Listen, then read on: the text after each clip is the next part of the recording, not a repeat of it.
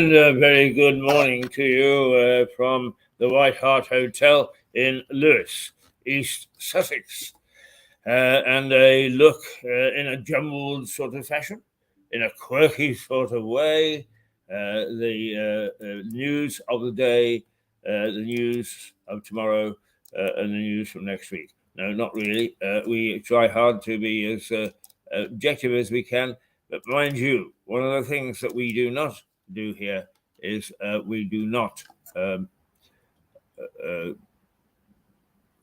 stop any sort of opinion. We try hard to take a look factually at what's going on, and our opinions are based on what we see in and mixed up in all this jumble. And my spectacles, and God only knows where they are. But never mind, we'll wait for a little while before we actually try to find them. Good morning, I'm Keith Hayes. I'm the mouth. Is somebody got something wrong there? Never mind. We'll sort all these things out as we go along the morning, because this program, this channel, is unstructured. We broadcast from the White Hart Hotel, right in the centre of Lewes. We go on the air at 8:30, and we come off at around about 11 o'clock. And in between time, who knows what happens? All sorts of things and all sorts of people, all sorts of guests. But let's first of all take a look at the headline news, because there is quite a bit today. First of all, millions of Britons to receive £324 in their bank accounts from today to help with the cost of living. So some of you will be lucky. Others may not be so lucky. The ministers suspects Williamson will still be in cabinet at Christmas amid latest allegations, and people have been pointing the finger at him for malpractice. Household grocery bills rise by almost £40 in a month. £40 in a month. Hell, that's all I spend. I assume that I can't get any. And these parts of the UK are most likely to struggle with access to affordable food. Does your area feature? Well, I'll have to go back to that because that's one of those buy me and try one, or try one and buy me situations, whichever. The ballot box. The Americans go to the polls today for what is known as the midterm elections to both the Senate and the House of Representatives. And if the balance tilts towards the Republicans, President or former President Donald Trump has said he will make an announcement next week as to whether he will pursue the presidency or not. And there are a lot of people getting hysterical about that in the States. Our correspondent, Melissa Conti, says they're mad, that the man tore up rule of law and the American Constitution when he left office 2 years ago. Two senior Tory MPs are in jeopardy as plans for major shake-up of UK's constituencies are revealed. The boundary lines, it's been a long time coming, this boundary reformation. Nobody really wants it. And 10 possible jobs of the future and why Britons may struggle to fill them. Oh dear, oh dear, oh dear. And Sunak commits billions to the climate fund as world is warned is on the highway to hell. The highway to hell. That's good emotive stuff coming out of our politicians. But nonetheless, there's no question that it's a serious issue. The other items in the news, schools are facing the cost of living crisis. Climate finance boost is the right thing to do, challenged already. That is more or less it for the national news or international news, full news, as it were. So let's now, what we'll do is go to the local news and see what's cooking locally. We need to tap into to a couple of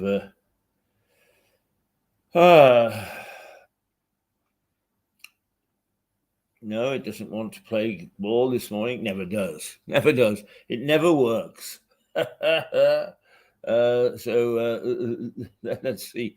So today's highlights locally: a shop owner furious after his business floods for the fourth time in a year. Now, after 2000, when we were flooded badly in Lewis, the promise was made that money would be put towards the flood defences. Now, that was 20 years ago, 22 years ago to be exact. One would have thought that something would have been done by then. Okay, it's not our shopkeepers, but nonetheless, parts of Lewis have flooded. And, it doesn't matter how much governments pledge, they always manage to shave off the money. I never believe anything I'm told when it comes to we are going to put money into this. And the flood defences, some work has been done. Let us not denigrate those people who have bravely tried to put into place various defences. But the money always gets shaved. It always does. The Mark Brown murder trial enters its fourth week in court. Iconic Hastings battlefield to be transformed for new immersive light trail. Well, that, of course, is the Battle of Hastings. It isn't actually in Hastings. It's in battle. And the Prime Minister considers universal credit and pension inflation rise. Oi! Right, money coming at us left, right, and centre. Only. The aftermath of the fire in Haywards Heath, the building has been almost totally destroyed. A couple have been jailed after children found living in repugnant conditions. A rugby player is missing in Spain after last being seen in a city pub. And the A27 was closed overnight for 2 months for major roadworks. So if you're driving along the A27, be prepared for waits. And Brits are braced for a council tax hike as Hunt eyes £200 million increase, or £200 increase. So it's not, they take with one hand and give with the other. It is just beyond the pale. But there's nothing much we can do about it. We are in a mess. We are in an absolute mess, and we got to get ourselves out of it. So there's no sense in crying over spilt milk. What I worry about is the competence of those people in charge of trying to get us out of it. They are the people that have actually cocked it up badly. So why should we think that they can get us out of it? Is it a question of the master who developed this whole thing knows better than most how to get us out of it because they put us into it in the first place? I have no idea. All I know is that we have seen a lot of faffing around and fluffing and chicken wing flapping as our politicians, our leaders, delve deeper and deeper into the mire. All right, let us look at the headlines, the newspaper front pages. Red alert for Earth. The gravest warning yet on climate change, says the Eye.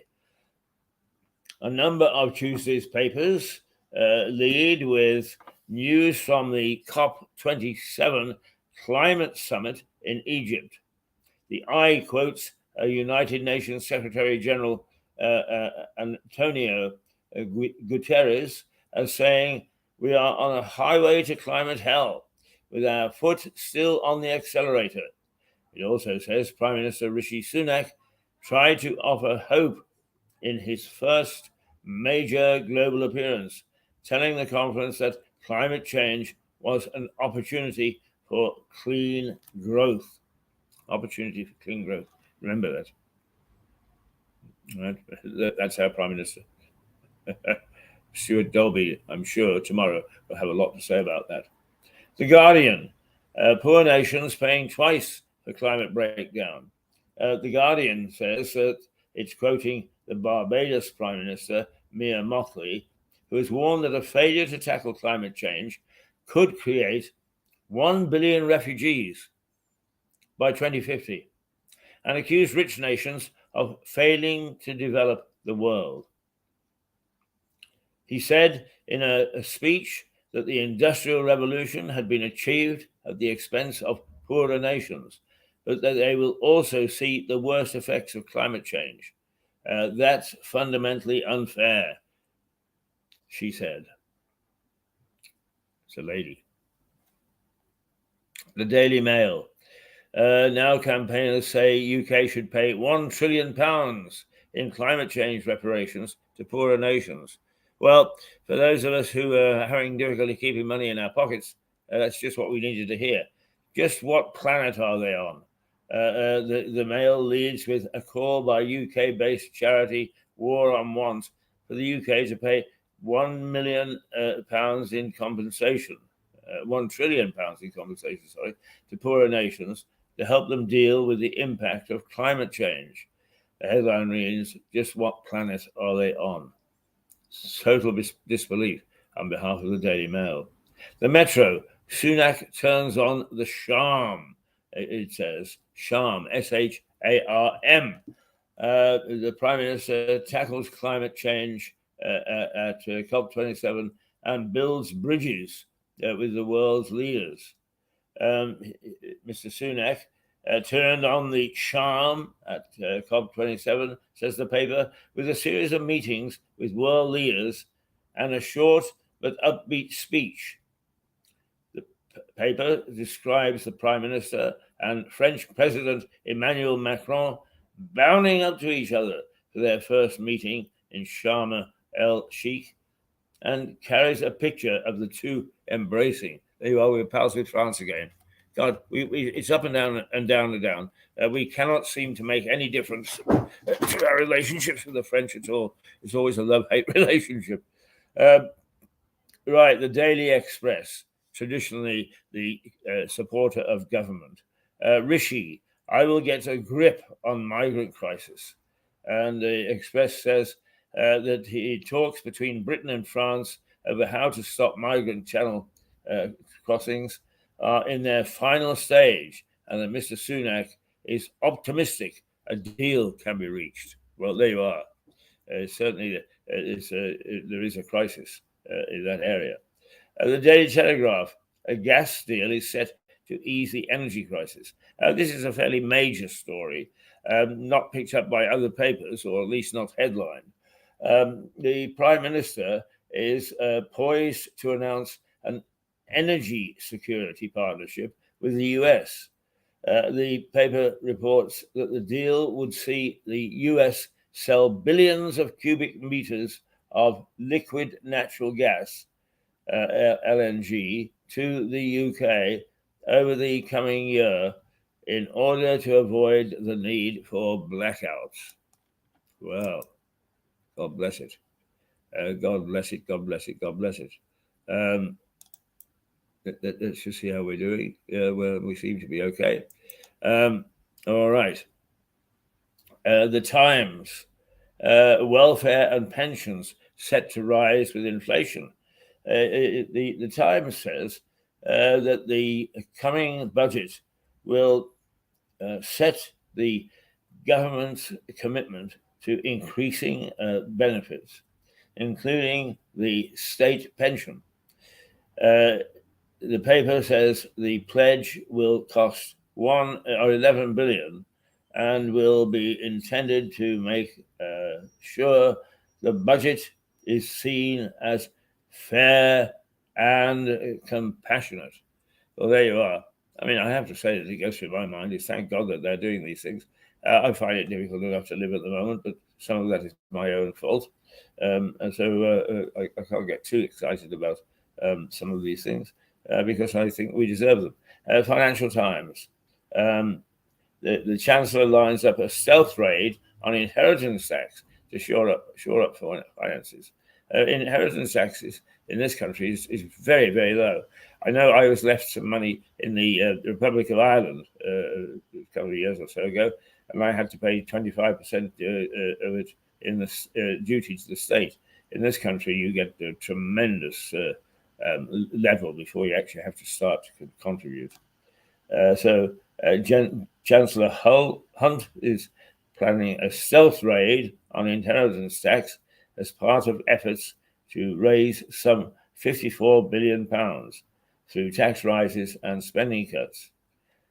Tory voters, the move will hit traditional Tory voters, but the Chancellor and Prime Minister agree that the wealthier must pay more, the wealthiest must pay more as they seek to shore up the nation's finances. Oh, everybody wants us to spend. The Mirror. First of all, at the top of the page is Lucan Brother. He did escape and became a Buddhist.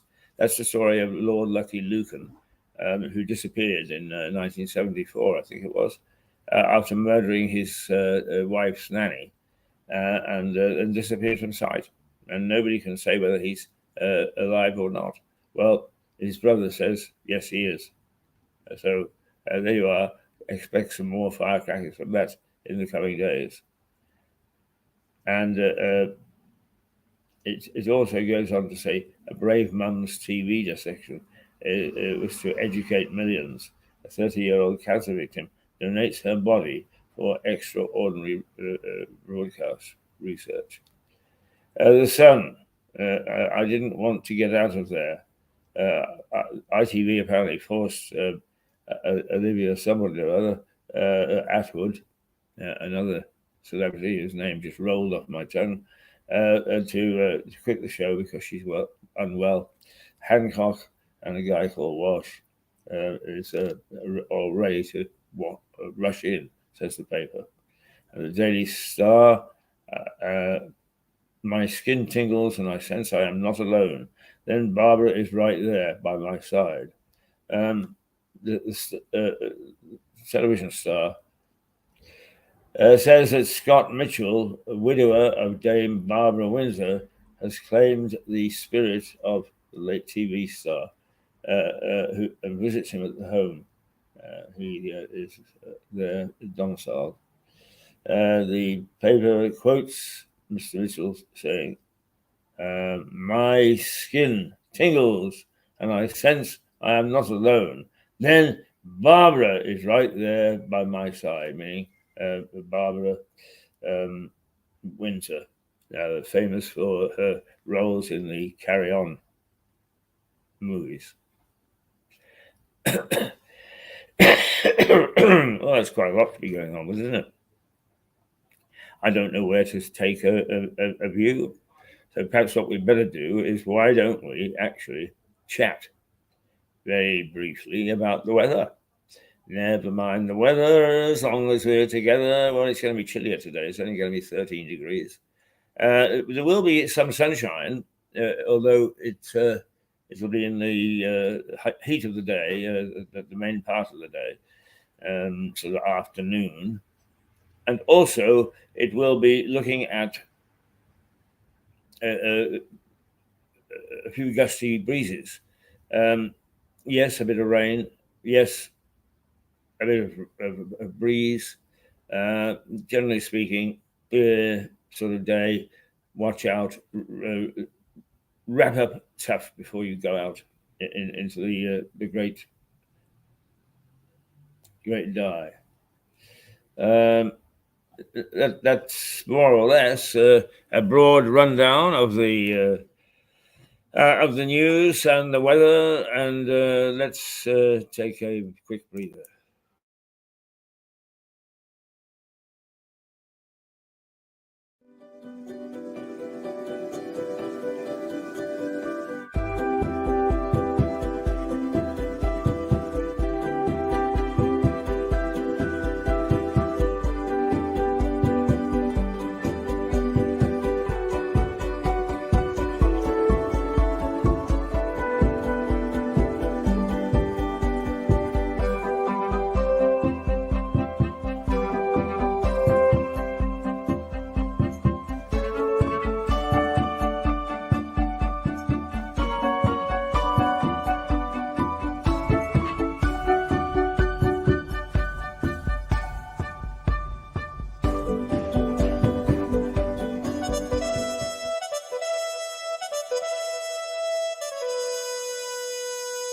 Oh,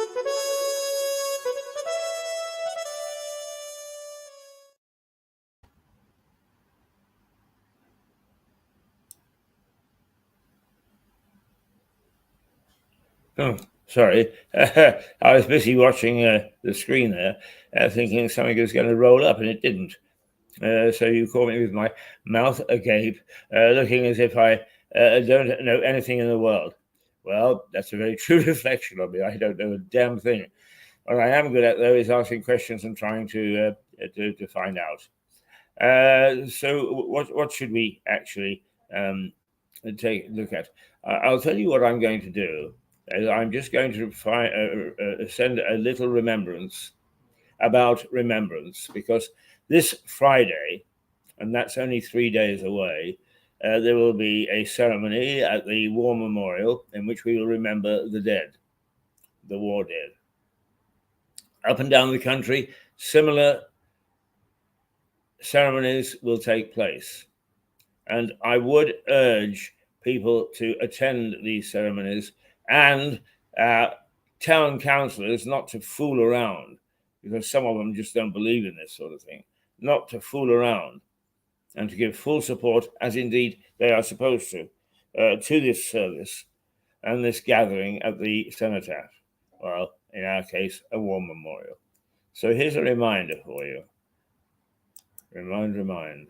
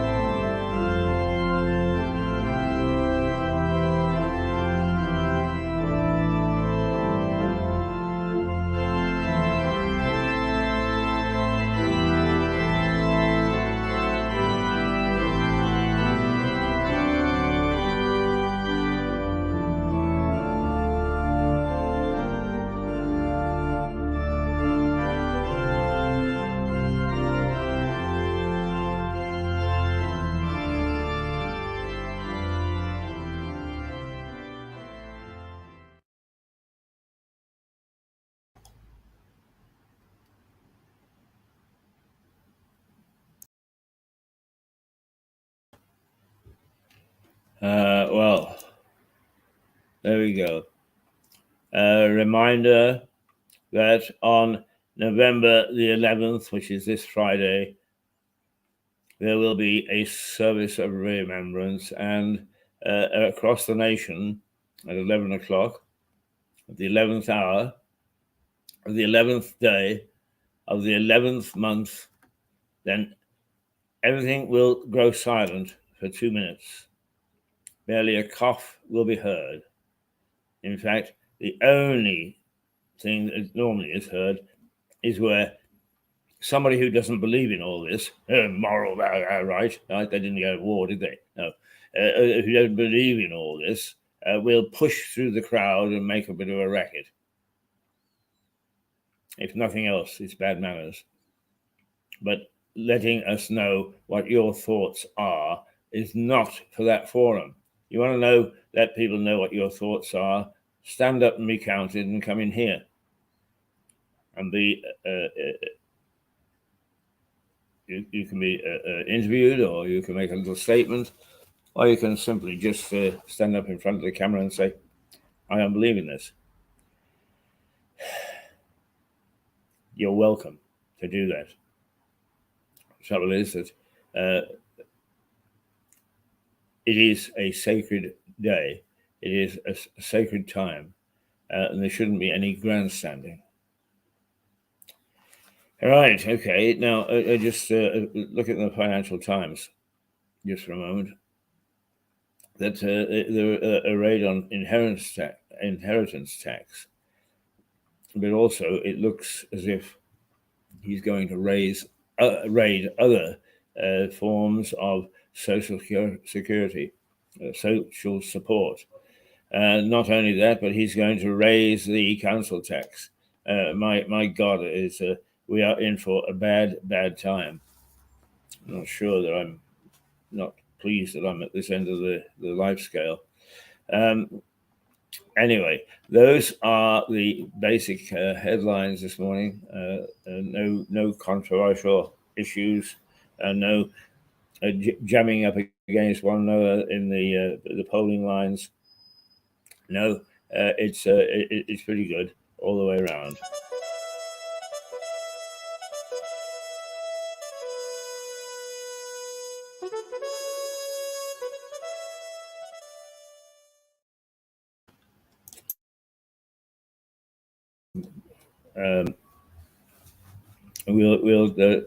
Yes. Let's just take another quick look at the inside of the papers, because there's one here that I've already found that amuses me.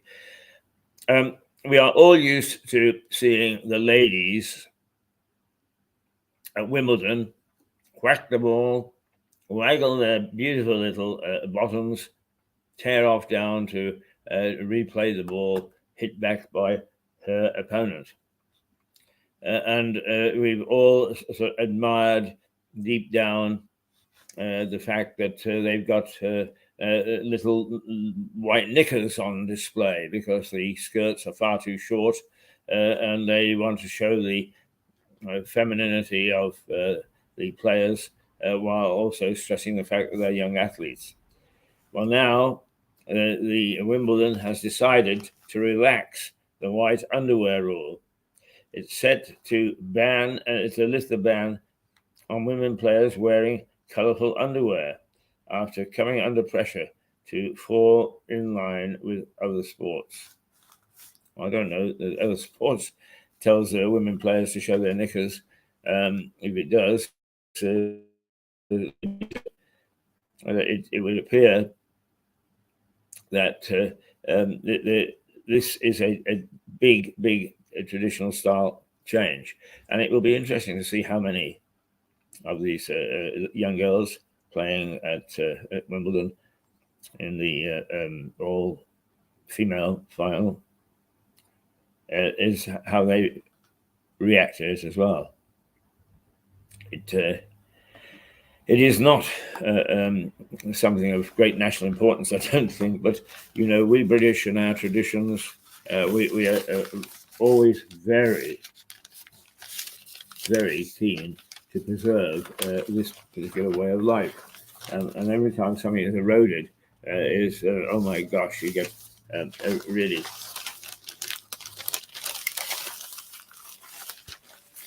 really upset. Don't tamper with our lifestyle. Right now, we are in a dreadful state. There's no question. The pound in your pocket isn't worth a pound anymore. When we go to buy something at the store, the pound does not buy what it bought even 4 weeks ago. We are in a mess. And now, to counteract that, of course, what happens is that those people with a job, they don't mind risking the future of people without a job because they are shop stewards or whatever. And they are paid a reasonable dowry to stay afloat. Now there's a new fear that 1 million NHS staff could go on strike. So whereas we're seeing concessions in one area, we're not in another. And at this particular story, let's see, Dr. Martin Skur writing in the Mail says everybody working in the NHS, whether he's a mother, a doctor, etc.,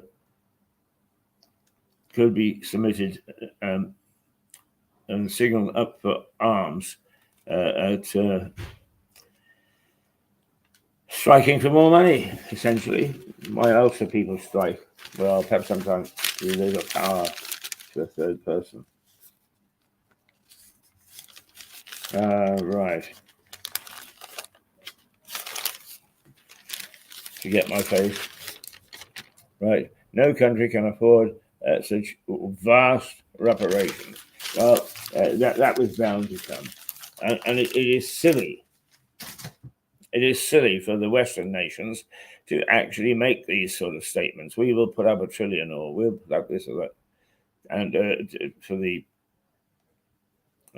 International Climate Change Conference in Egypt, everybody will be looking for a headline piece.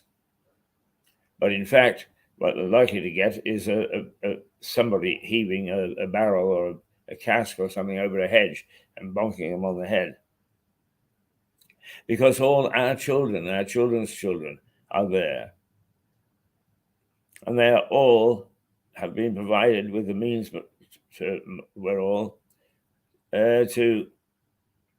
have a proper breakfast before going to work. I don't know that I've seen any of them actually have a proper breakfast. And then you miss these things in day-to-day life, don't you? Yes, you do. Okay, let's see where we should go from here. Oh gosh, bang, bang, bang, bang, outside. Why we are not getting some sort of a feed from climate change people, I have no idea. But let's go above the clouds for a minute or two.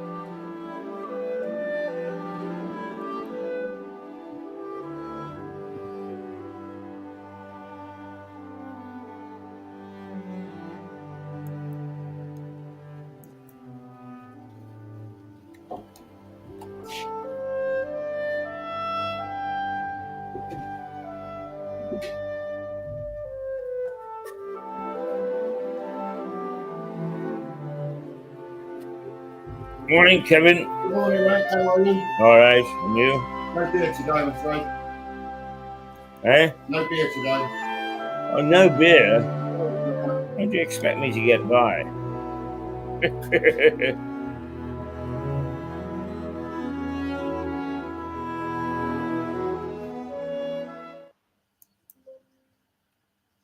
Well, okay, I've got to cut one thing out before I can actually come back and join you. There we go. Then I'm back. Kevin has arrived at work. He is busy cleaning up the bar after the mayhem of the weekend. And he is normally my pal. On a Tuesday, I normally get the job of testing the beer. He looked me straight in the eye and said, "No beer today, matey. You've had your share for the month." So I've got to watch him swilling out all the lovely beers that they have here, only to say, no, I'm terribly sorry, I can't have any. Fine mate he's turned out to be. Oh, wait, we'll lurk in the weeds for him. Oh, will we ever? When do you clean out the beer, Kevin? Every Tuesday. Well, what's wrong with this Tuesday? We haven't got any to fill up. We've got no beer to fill up. We're waiting for delivery. Aha, we sold it all on the weekend, did we? Sold it all weekend, yeah. Well, very, very good. Very good. So there, I feel a little better now. It isn't a conspiracy against me at all. It's Kevin not having the beer to clean up. Perhaps I'll get lucky in the rest of the week. Who knows? Right. Okay. Back in a minute. God bless you. The various videos that we have to show you, but I am once again going to show you this because I think we sometimes need shaking awake on some things, and this is one of them.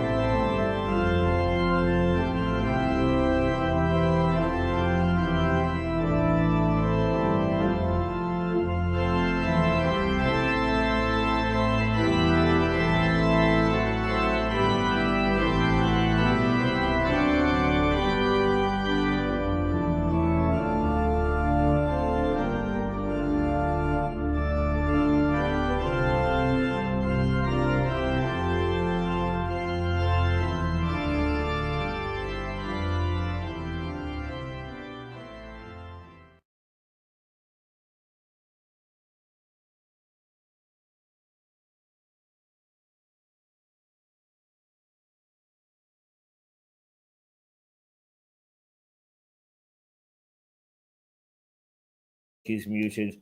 Let's come back to you all in one piece as of magic. And let me say to you that let's adjust the camera a little bit, shall we? Let me say to you that it is vitally important that we do not forget. It is so easy to forget, particularly as generations pile up on generation, and that they did not know of the sacrifice made by our forefathers and people who actually can taste and cosset and help get back onto the straight and narrow, even if you can't go and do some of the hardier stuff like demonstrating in the streets. Okay, let's in a minute or two we will go for our dinner, and it normally is a very, very good meal. I've loved school dinners from the Dot. Always thought they were terrific. Only a couple of things that I didn't like, and I don't like them even today. But generally speaking, I was reasonably good at taking what was offered, and I got used to things like semolina and custard, or semolina and jam, and in the other side, we would have plenty of running and diving and so on in local Sutton Park, which is 1,000 acres of natural wild flower. Yes, I suppose. Yeah. It's a wild country terrain. Let's put it that way. Yes, we shall. wild temporal. My tongue is getting in the way of my mouth. Better time that we shut up and that we took now a little. There are a couple of things today that we need to keep an eye on, and I think we need to do so with our partners in crime.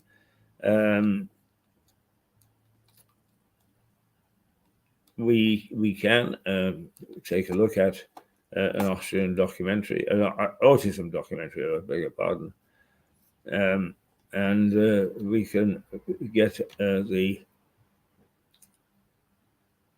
script, if you like, the video that goes with it going as well.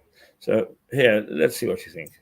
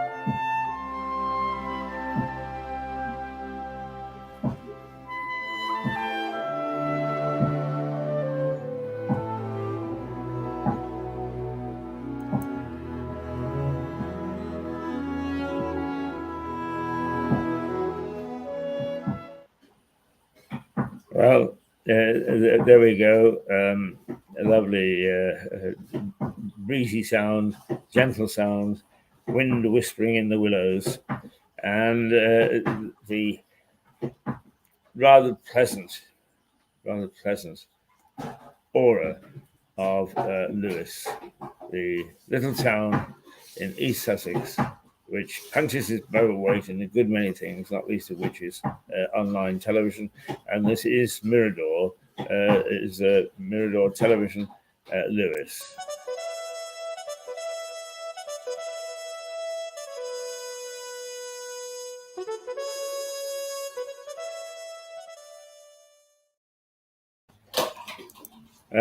So here we are. Here I am, and we now will take a look at rather one of our longer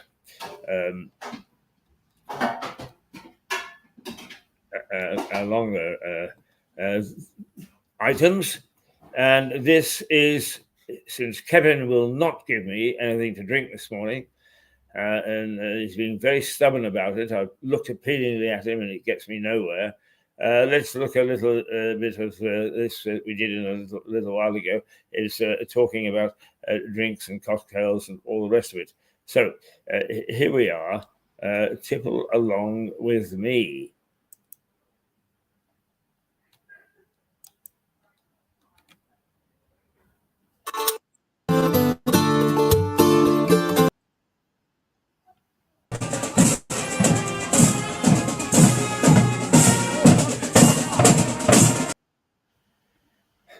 Well, we tried our best there. And we would go back into the clouds if you had your way. And lest we forget all the things that we just had, and we lost what we lost what we put up for a view. So we're going to have to go through all that again. I do apologize, but that's the way cookie crumbles sometimes. And here is the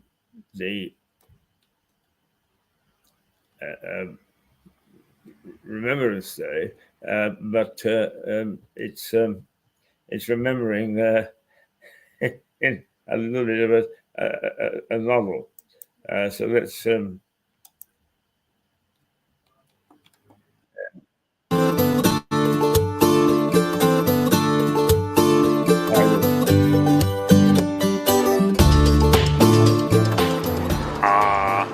just the one, Miss Eddie, just the one. She didn't want me to introduce this program at all, but I fought for it, and here I am, just the one, Miss Eddie. Our drinks program that will cover the spirits, the wine, and the beer industries, not only locally, but throughout the world. Oh, joy. You can give it back to me now. Come on. Thank you.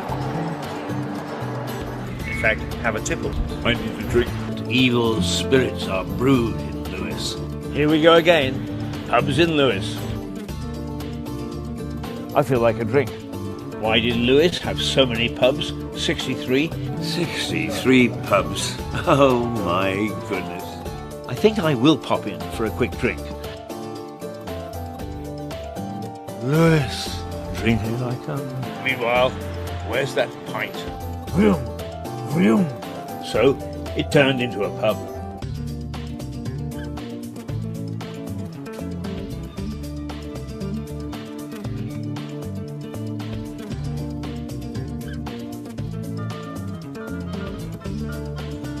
They sure tippled in Lewes in the past. Time, gentlemen, please.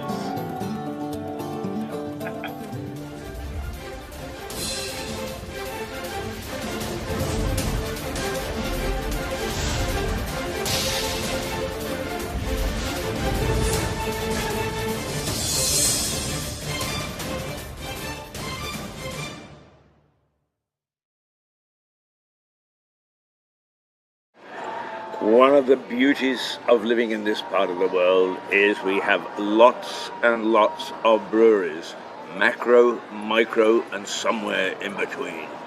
Oh, and boy, do they turn out an enjoyable product. See what I mean in a moment? The main ingredients in any beer are water, malted grains, hops, and yeast. Hops are the flowers of the hop plant, which are used for flavoring. The only other uses for hops are in herbal medicine. With these four ingredients, you have everything you need to make beer, but the combinations and processes make all the difference. All of these ingredients are boiled together for set amounts of time until the final mixture is filtered and sent to fermentation. Mineral contents in your water source can make a huge difference to the type of beer that you brew. For our bachelor's level students who are taking a class called the Art and Science of Brewing, take that malted barley, put it into our mill and crack it open to expose that starch inside. We're going to start with around 500 pounds of grain, which gives us about anywhere from 8 to 12 bags of grain. From there it goes up through our auger and into the grist case and turn it into sugar. And that process can take anywhere from 45 minutes to 2.5 hours. Assurance and quality control testing we do, looking at sugar contents, which we call gravity, looking at our yeast under a microscope to try and count yeast cells that are healthy.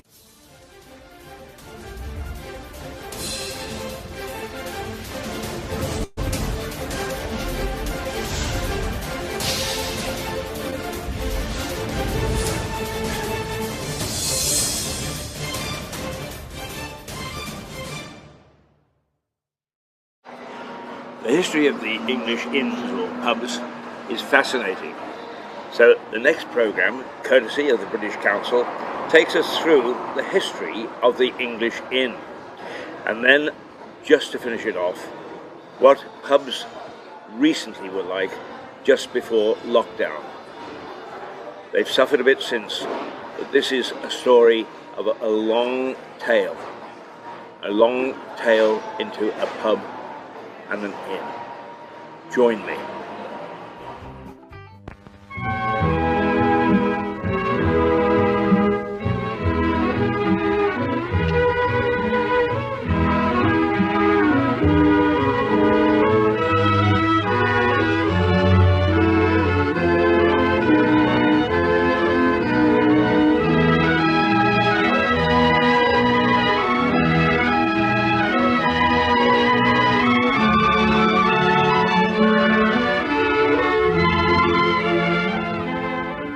Flanked by the church, the rectory, and the people's homes, stands the inn.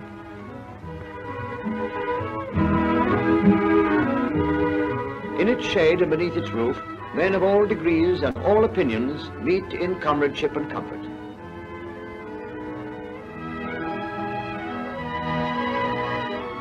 Walk through any English market town and you'll find the inn at the center of its life. On market day, the people from the country around meet there to discuss the trend of prices, their children's health and their home affairs.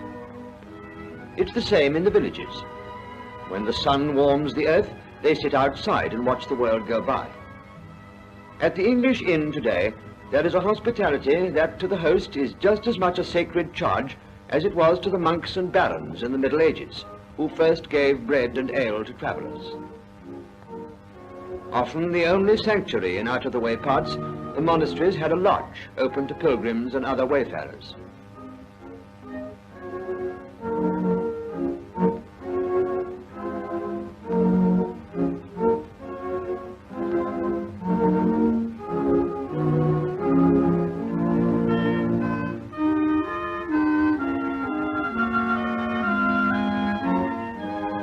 Later, these lodges became separate establishments and were eventually run as inns, under such signs as the Pilgrim's Inn. One example of monastic origin is the Bull, which gets its name from the papal bull, or bill, not the animal. These inns of England have seen history happen in their yards. Pilgrims and warriors have trodden their stairways. Here, medieval knights refreshed themselves on their journeys to the Crusades, to fight under the banner of St. George. The inns have preserved much of England's architecture. The early inn has preserved some of the finest carvings and treasures.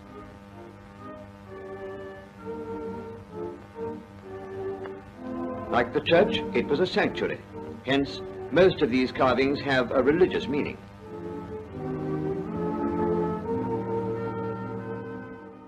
Over the road from the shops, held up by ship's timbers, is the Gardener's Arms. There seems to be a tradition in Lewes, although no one admits to it, of omitting the epithet pub or tavern. This pub is called by locals simply the Gardeners. And the Gardeners it was. The origins of this pub go back to when it was an ordinary house, owned by a gardener. Often, after work, he would invite other gardeners into his front room for a drink. Eventually, it made sense to formalize the ritual. So it turned into a pub. The Gardener's is a true pub. Unusual now, it only serves pork pies and sausage rolls. Yet each year it's in the top tier of finalists for Pub of the Year. Stood proudly on the riverbanks. Harvey's Brewery, the key industry of the town.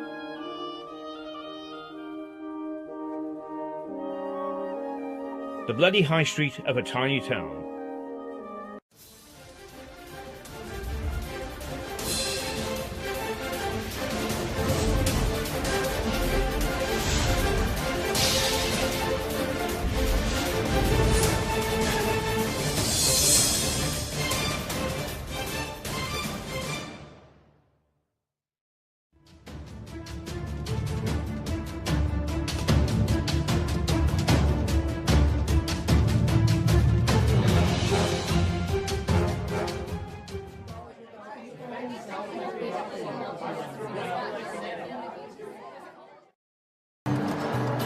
In fact, have a tipple.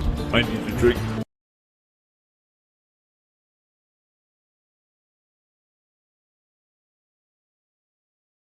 And the mic, I can't keep tippling all morning.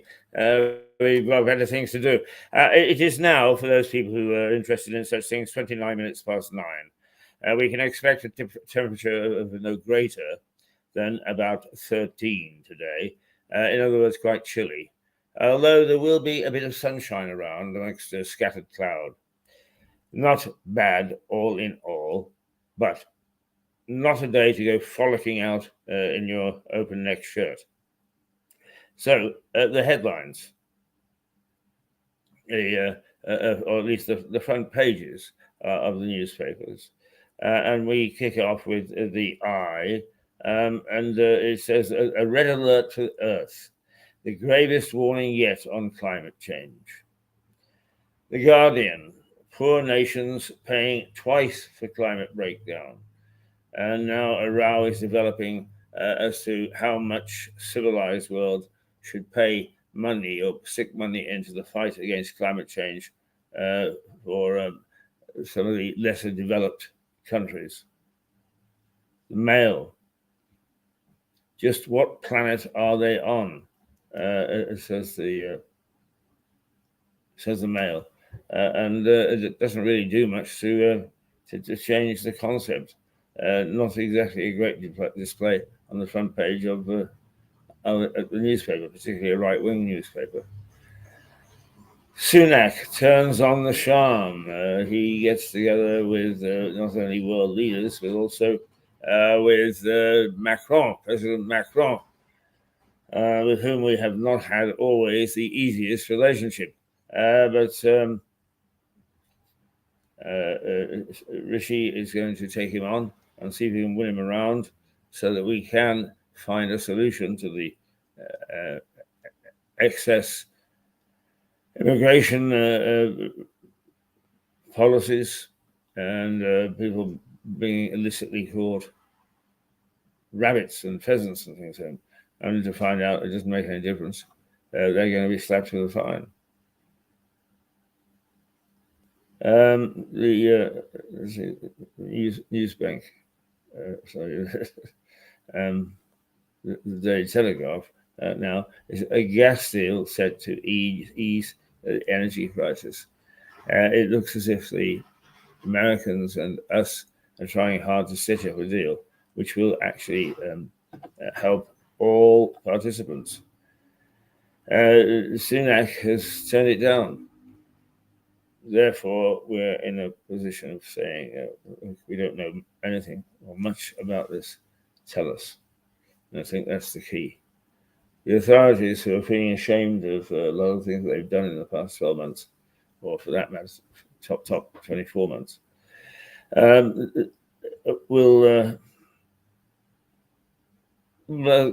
carry on in their way of trying hard to reduce everything to being held or run by local councillors. But that's exactly what is happening at the moment. So why there's resistance, God only knows. Hunt move will make more people pay inheritance tax. At the Times, welfare and pensions set to rise with inflation. And one news story on Sky today said that those who are due for the second portion of £365 or thereabouts should start seeing it today. So do keep your eye open for the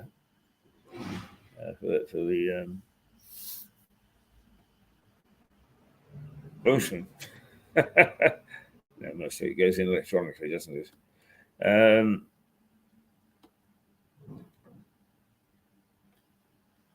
Sorry, the Mirror. It gets away from things.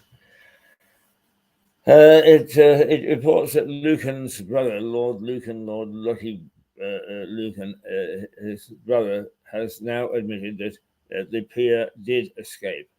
Very briefly, the background was that Lord Lucky Lucan was a playboy. He drove Aston Martins, almost got the job as Dame Bond, gambled in the Aspinall's casino, and generally speaking, had a whoop-de-doo life. He was married and had 2 children, and he fell out with his wife, and he anticipated that she would try to take the children away from him. And that is where it's thought under stress. He attacked a person in his house in London, only to discover that it wasn't the person he thought, and that the lady was perfectly okay, and it was the housekeeper that he'd hacked to death. He came south and went to friends in Upfield, where it is said that he made a deal and they looked after him while he sorted himself out and went off to what was happening on the continent, and was never seen again. On the other hand, it could well be that a bullet pierced his brain, but no gunshot was heard, and as there's no body, we can't tell how he was sussed out and killed. A brave mum's TV dissection to educate millions. That's Channel 4. It's up to its old tricks of being controversial again. That a 30-year-old mum who died from a rare eye cancer has been dissected for a Channel 4 show in a TV series first. The paper says Tony Cruz bravely gifted her body to help fight the disease, and that it happens, it hopes that the popular program educates millions in science in between times as it goes along. The Sun, I didn't want to get out of that. There's Olivier, let's see. Anyway, a so-called celebrity whom I never heard of once again. And that's for the things that are happening up on the downs. The Daily Star and AA says Babs hubby reveals her spirit visits him. Babs hubby reveals her spirit visits him, and no suggestion that that her husband is off base at the moment. She says, "My skin tingles, and I sense I am not alone. Then Barbara is right there by my side," and that is from the hubby just after he left. He lost her. So there we are. That's what's happening in the front pages. They are 24 hours old with news, of course. We have actually looked at some of the local news that is hammering away and keeping people informed. Sometimes without the benefit of people backing the town or country or whatever. And certainly we don't seem to get much backing from the Keep Fit fanatics at the White Hart Gym, for that matter, but also the county gym. Okay, I think it's, let's go for just a little spin around Lewis, shall we? Yeah.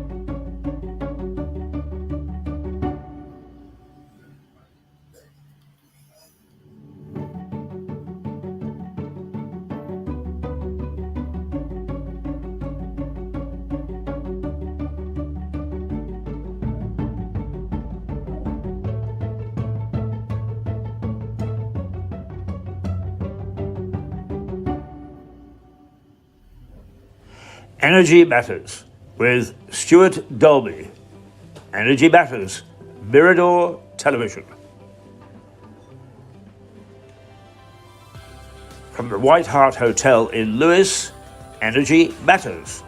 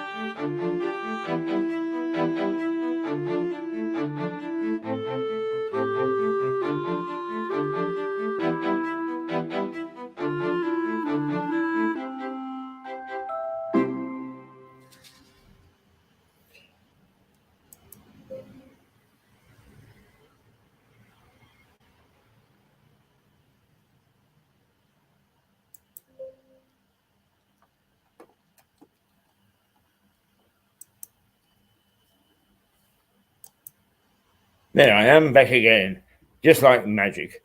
Pop up from behind that bar. Every time I reach for a beer, I'm called back to the television. Oh dear, oh dear, oh dearie me.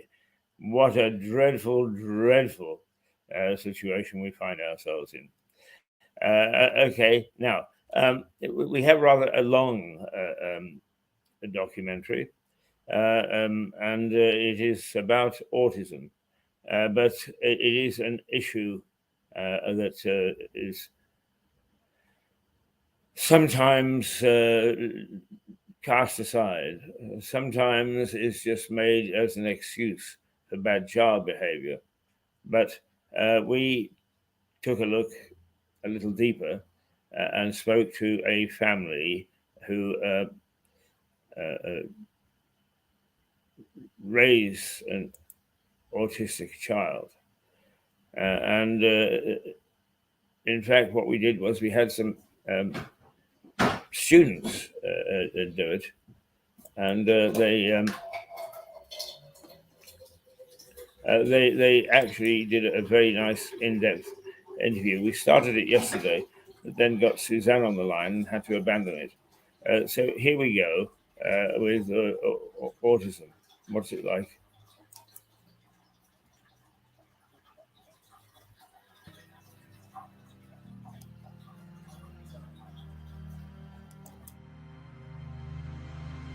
Hi, I'm Dawn from New Jersey. Hi, 我是臧启亮，我来自中国。 My name is Jack. I'm travelling Australia at the moment. I'm currently in Cairns. Hi, my name's Julie, and I'm from Mayfield, East Sussex. And autism to me is like snowflakes. There's not one true look or one true style. Every single person with autism is unique, special, and magical. I would say too that no person is autistic. They have autism. Just like you have 2 eyes, a nose, a mouth, and 2 ears. It's just part of you, but it doesn't define you. 对我来说，孤独症像是一种不完美，但这个世界本来就不是完美的呀。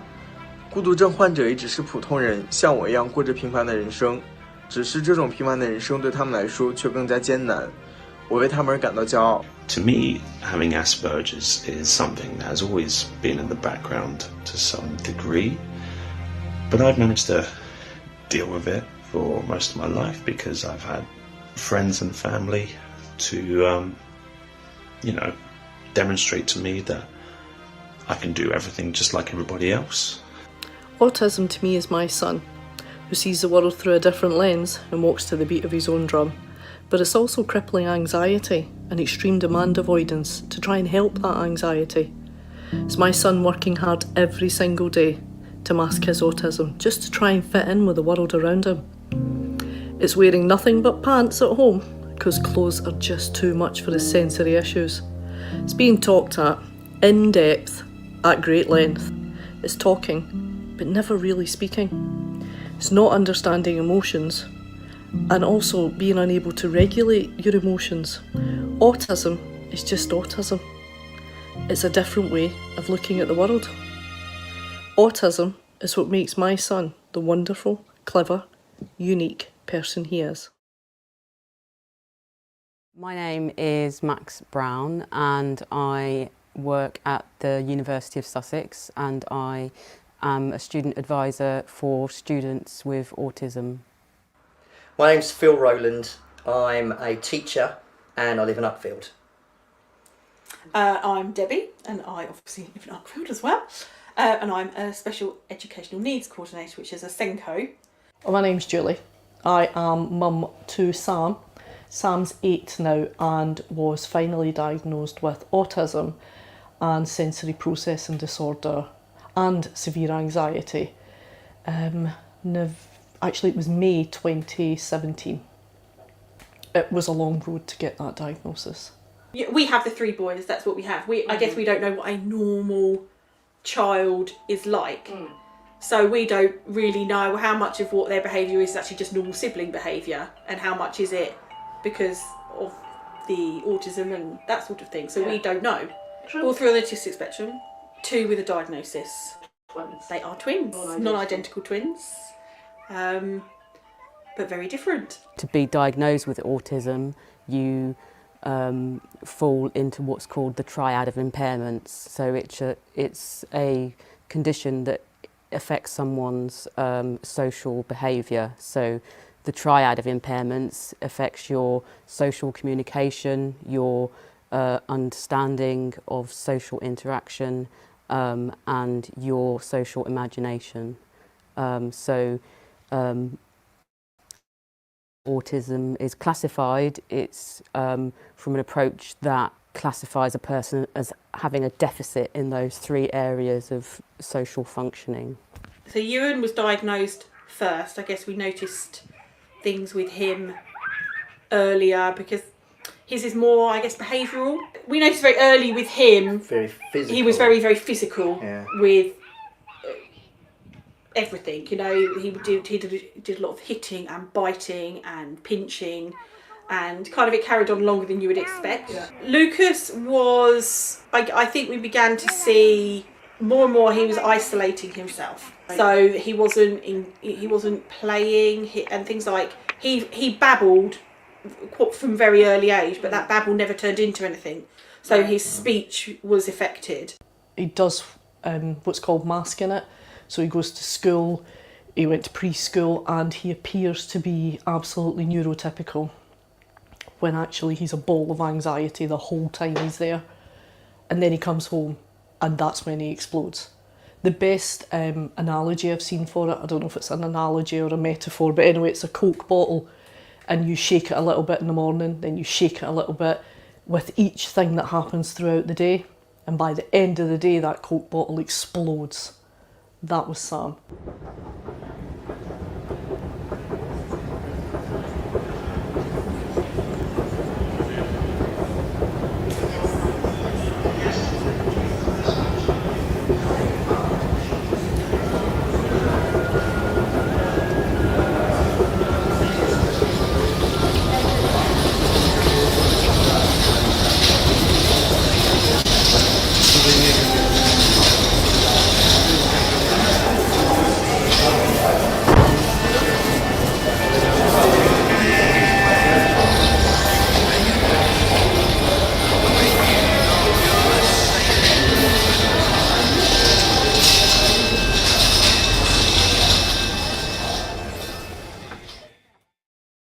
As a teacher, when I have a meeting with a parent, you know, going over the provision plan which sets out how we're going to support their child, when they hear that I have children of my own that have autism, their shoulders drop.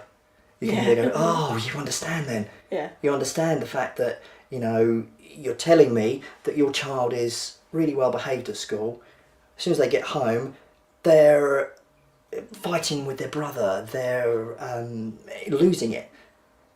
And because they're holding it all together, and then that's because it's been so intense, and they've been really focusing on concentrating and trying to make friends and playing well and doing the work and mixing with people at playtime and eating their dinner with all the noise going around. And they can get home and they go, actually, and all of that release, and you know, it's like, well, and then the parents going, well, why do they not play up for you when they play up for me? And I can understand that, I can see that, and it's like, and I'll never forget that strategy of somebody saying with a Coke bottle, you know, a little shake, a little more of a shake, and this is what's happening at school. You know, oh, you know, why can't I go on the laptop? Because it's their safe place. Yeah, a little shake more. And then when they get home, the lid comes off. And yeah, 'cause it's safe. Because you're going to love me anyway, even if I behave like this. So. Right, well, when he was diagnosed, nothing changed. Absolutely nothing. Because you go, he gets tested, the doctor says, yes, he has autism, he has severe anxiety, and he has sensory processing disorder, and you leave. I'd never heard of sensory processing disorder. I had no idea he was anxious. I had no idea. There's nobody there tells you what to do next. So I picked the brains of people that I knew that had children with autism. I started researching it online, I bought books, and I taught myself about autism and sensory processing disorder.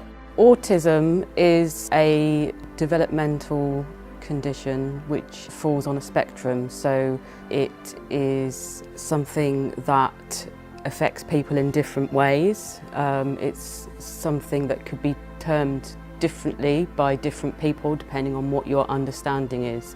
So it's a neurobehavioural condition which impacts people in terms of their level of functionality. So within autism, there's various different levels of how it impacts people. So you have what used to be termed Asperger's syndrome, which is a distinct level of functional impairment, and then you also have what's called high functioning autism, and right up to people who have non-verbal forms of autism. You could imagine it more as a sort of circle or a dartboard, and you could fall anywhere on that.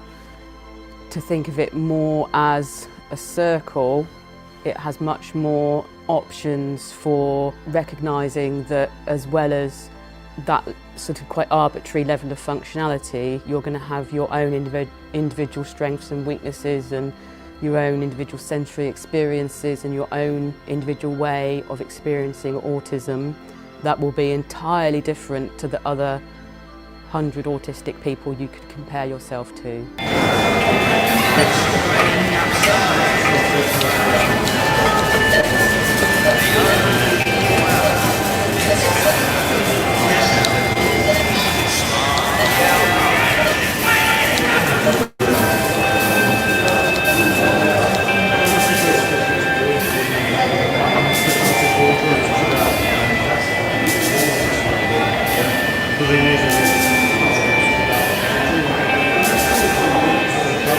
Sam, you need to leave the comic alone now. We need to go.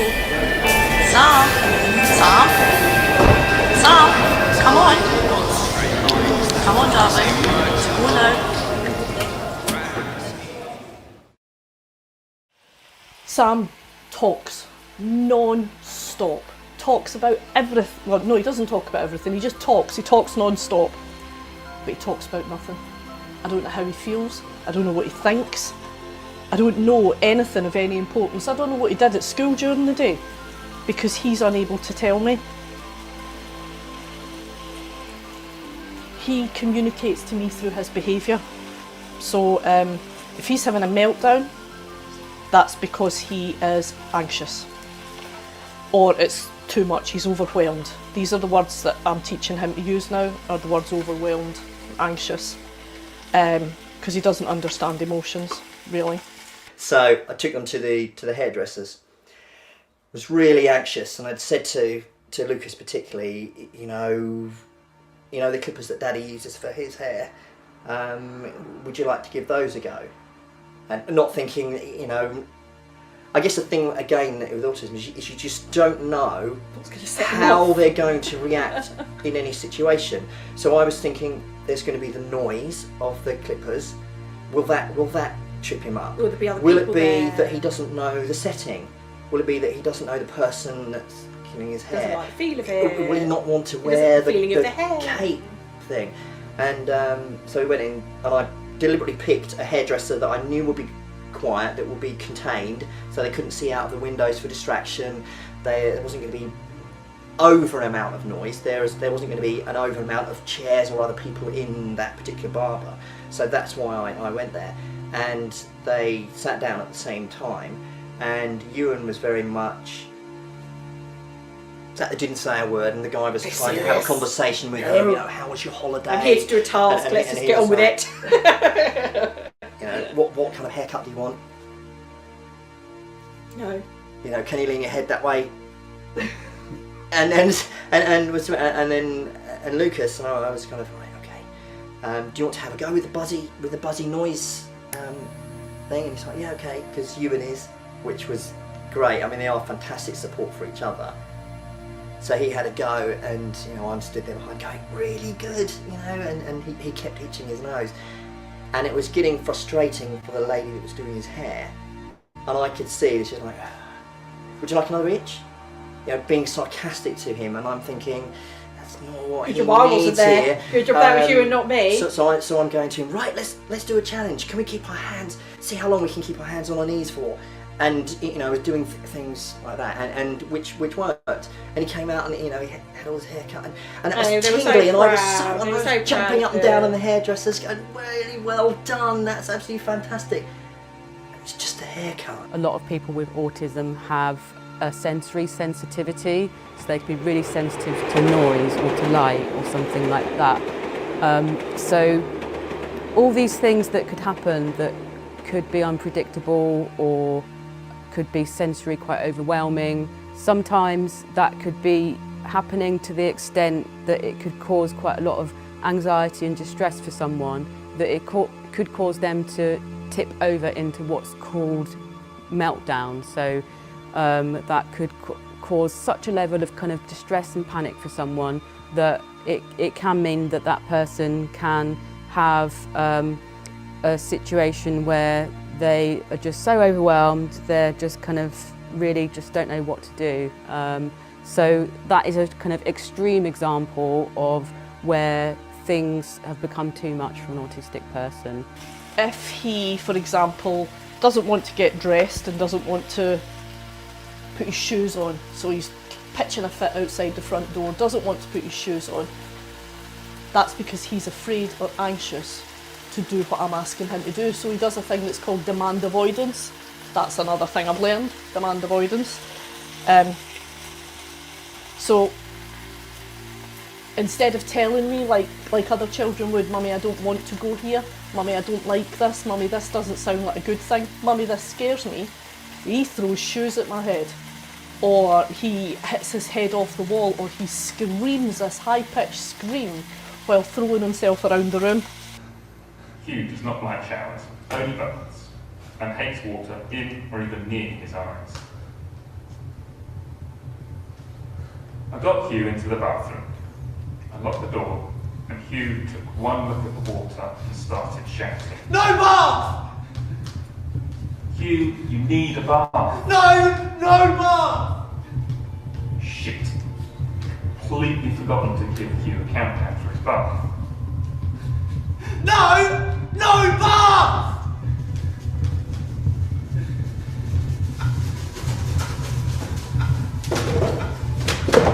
Hugh went crazy, crawling, kicking, hitting and screaming. Oh God, the screaming at that pitch. Oh, my head. I tried to pick Hugh up and take him away from the bath. I got punched, kicked, managed to get him into the bedroom, still screaming and lashing out.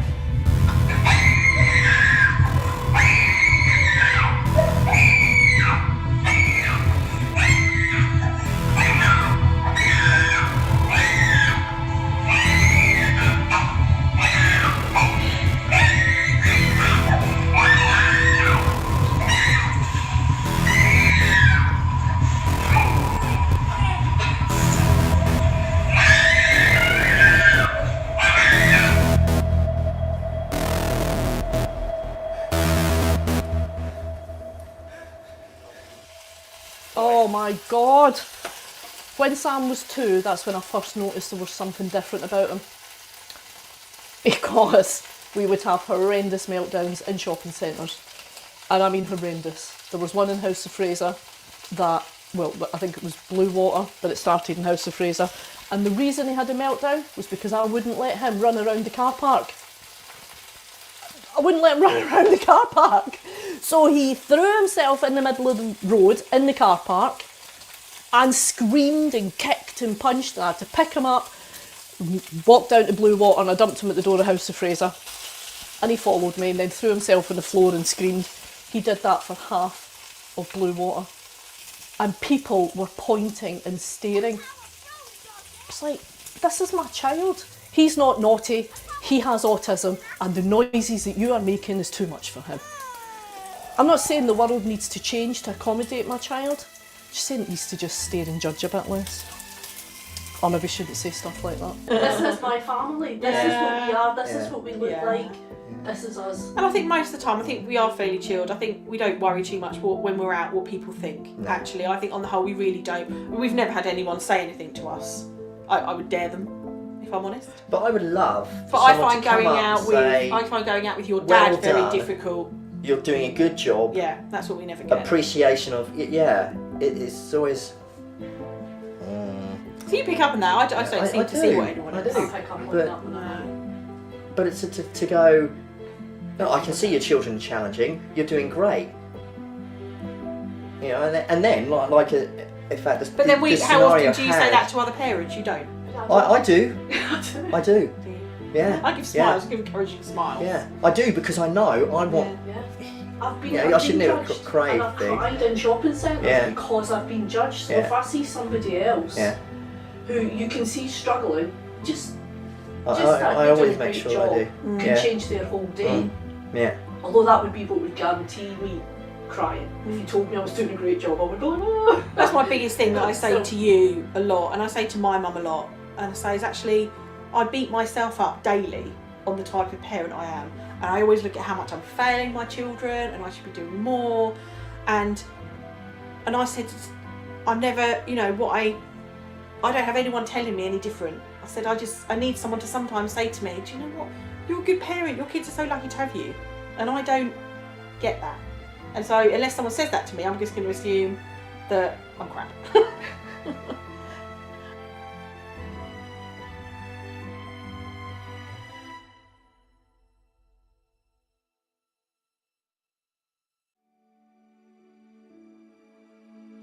I think the positive points on autism is that it's made probably my love for my children greater, because I'm so proud of a lot more things than I think that they achieve every day than I would be if the children were normal. You know, and the little things mean more. Yeah. I think that's it. I think that's really it. And I think having their special, unique quirks, their unique obsessions, their unique way of doing it makes them who they are, which then makes them just lovable, every one of them in their own way, and you know, just makes you immensely proud to be their parent. You know. What's the one piece of advice that you give to parents of children with autism? Fight for them. They deserve it, and it won't be given to them. It won't just naturally be given to them, and it should be. Any child with a special need, you know, they're the children that shouldn't have to fight, but you will have to fight and fight for your child, because it will get you what they need, and they deserve to be fought for. And just accept them for who they are. Don't try and change them, you know. And anyone that wants you to change them, tell them where to go. Stick your fingers up. And the hardest thing, time. Give them your time. Interact with them. It's hard when you're tired. It's hard when you can see that, oh, I've got loads of work that I need to do tonight, but I'm going to do that bedtime routine. I'm going to read to them. And if I don't do that, Mum will get a meltdown because I've broken the routine. But also, it's rewarding having that time. And be it them crawling all over me, or, you know, or bouncing on the trampoline, doing the story for bedtime, doing the bath time. Give them the time. However difficult it is, give them that time. Actually, the last thing I would say is you're doing a great job, because most of the time with a child with autism you won't feel like it, but you are.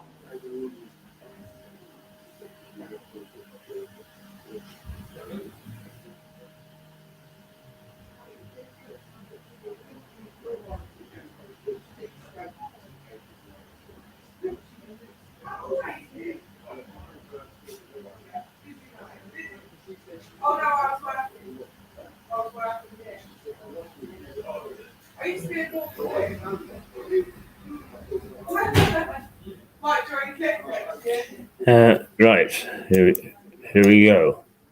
I've got to find myself again. There we are. And a very sensitive subject, autism, and one that is treated there by students themselves. And some of the people that made that film are autistic. Something that in the middle of a day, that quiet time when you sit back and have coffee, it's time to think about those who are a little less fortunate than ourselves, that are afflicted by some disease or condition or other. I myself have Parkinson's. I try hard to master it, try hard not to show it. I try hard not to be a burden. people generally are overwhelming with their kindness and their thought. And I have to say, I cannot fault the state on helping me master my own problem. And I hope that the autistic fraternity find the same. That the state cannot do enough to try and help resolve the issue. I have to say that I was not aware of organizations set up designed to help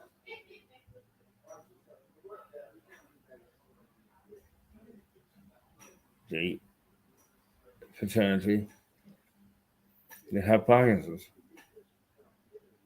Recently, my consultant, that is my medical consultant, put me in touch with the group. And it was quite remarkable, quite an eye-opener for me to find out how much they did. And how much they did, it was beyond the call of duty. It was terrific. I wouldn't wish Parkinson's on anybody, but if I'm going to have a disease, I'm glad I've got this one because I'm able to benefit from people who are geared to trying to do something for those who suffer our disease and who suffer it far worse than I do.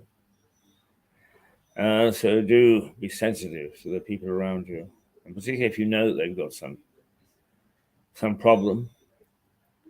Be careful how you tease them. I don't mind being teased in the least.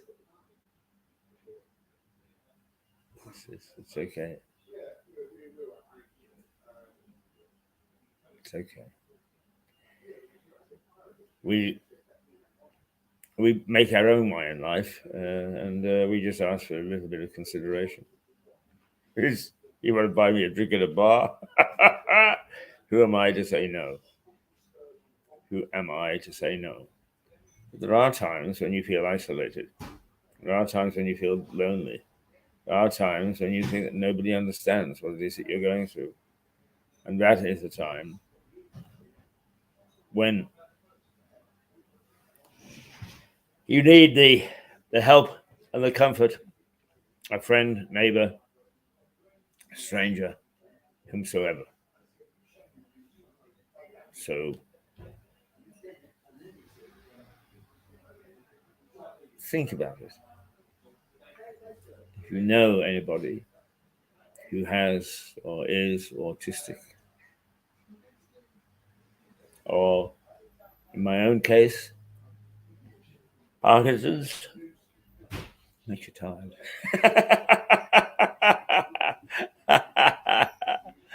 Is try and be just a little bit sympathetic, and particularly since we sometimes get tired and we get snappy and not at all sympathetic to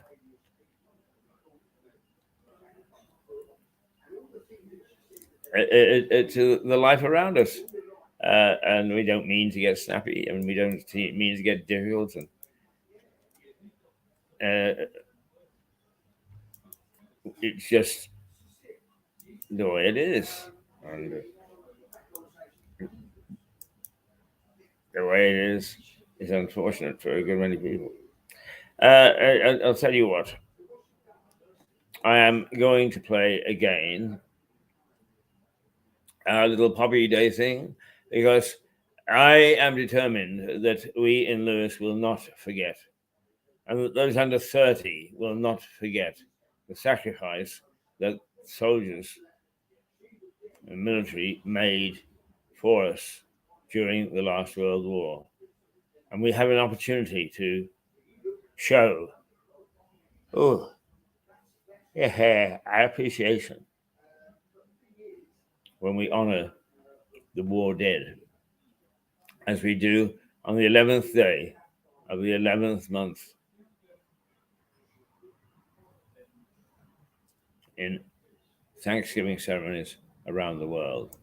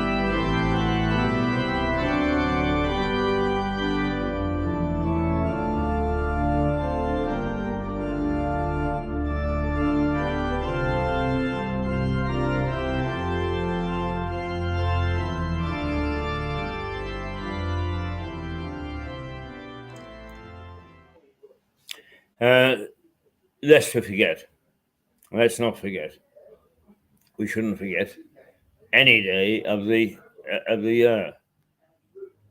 But of course, that's impossible. What we need is a certain sympathy and the sensitivities of those who had loved ones lost in those two wars, in any war for that matter. And remember that the remembrance service is for all personnel who died in war, military and civilian. So do, first of all, turn out for it, but be sympathetic to it when you meet it, because that sort of guts and determination and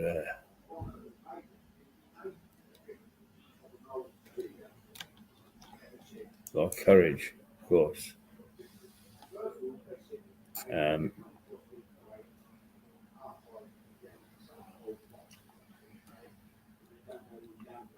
All right. I'm trying to think what sensitive program we can after that one before we go back to any rambunctious or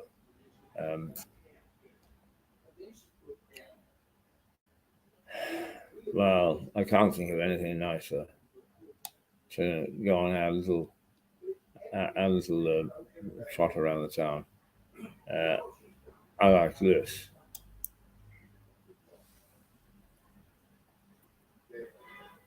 Oh yeah, there we go.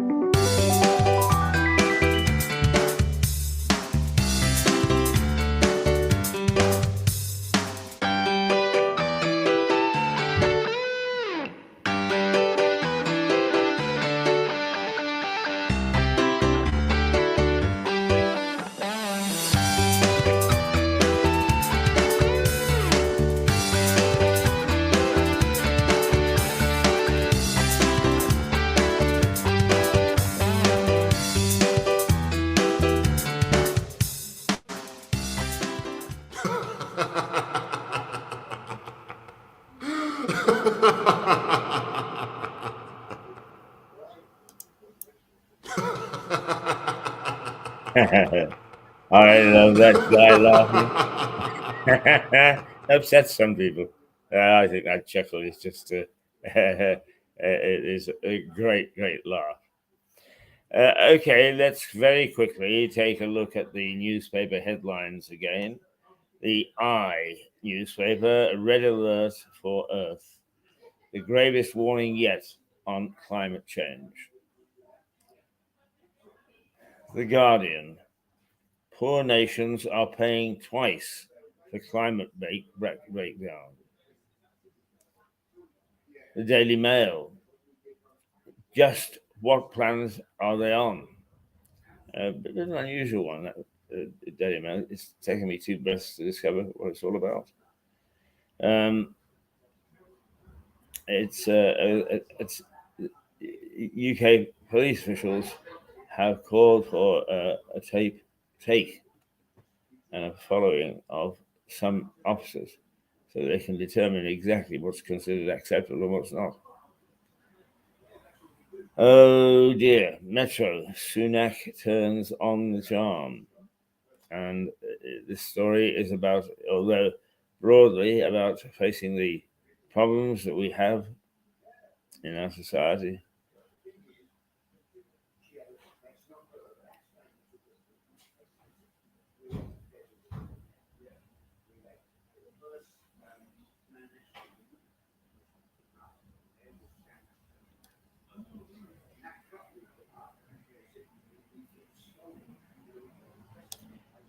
Okay, sorry. Sunak turns on the charm.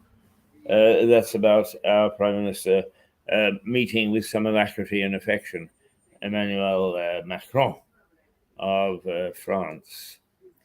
And they tackled climate change. Tackled climate change. Good grief! It makes you wonder, doesn't it? Makes you wonder what to do with me. To build bridges between the two leaders. To say the two countries is stretching it a bit. But times do change, and we're in evolution as a state. So perhaps now is the time to stop the old suggestion that an Englishman and a Frenchman are enemies. Certainly not on the ground. We have a wonderful time when I go to France. I'm well looked after. Rishi in the Daily Express says, I will get a grip on migrant crisis.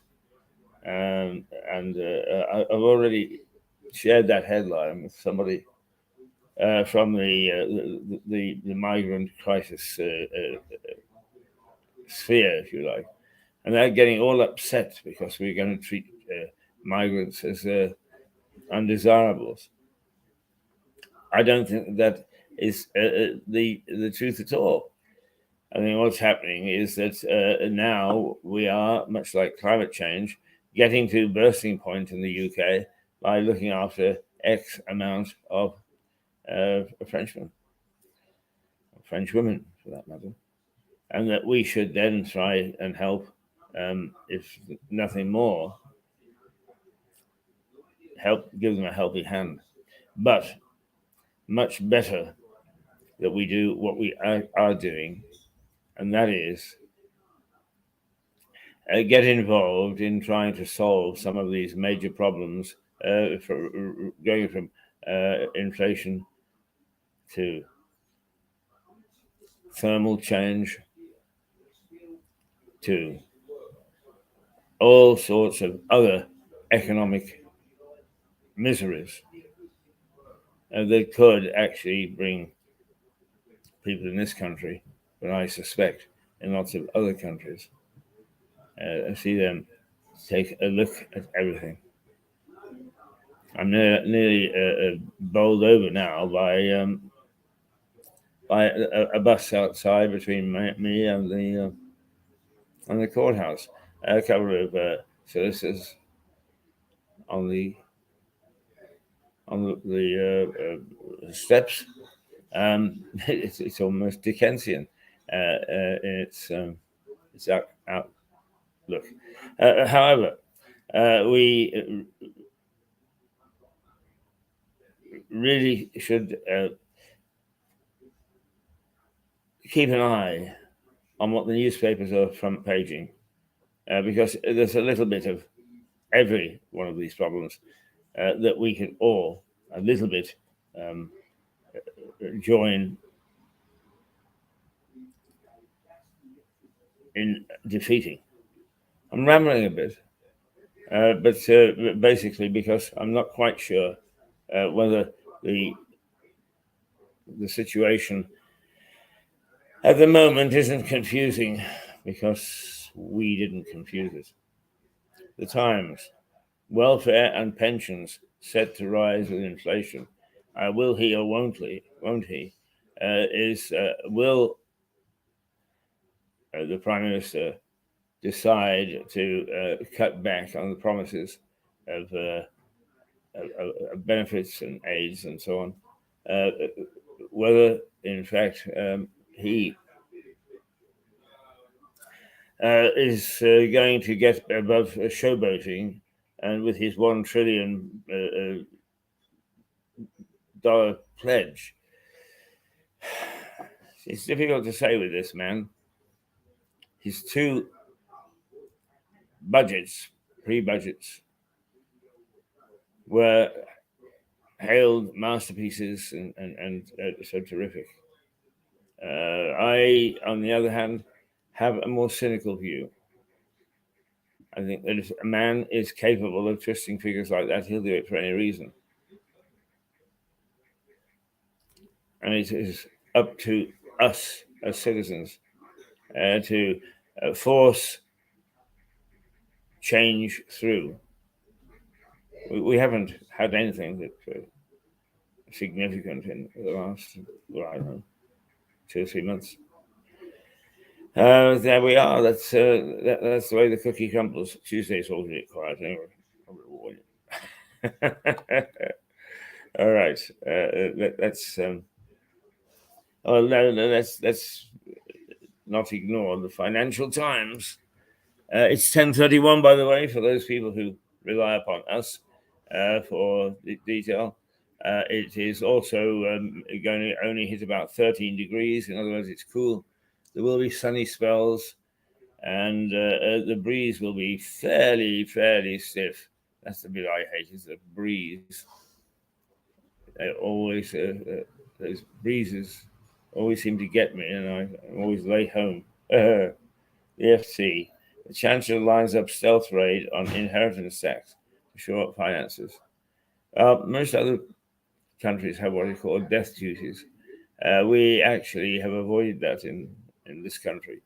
We obviously collect an inheritance tax, but it is very small compared to people who have a similar situation in other countries.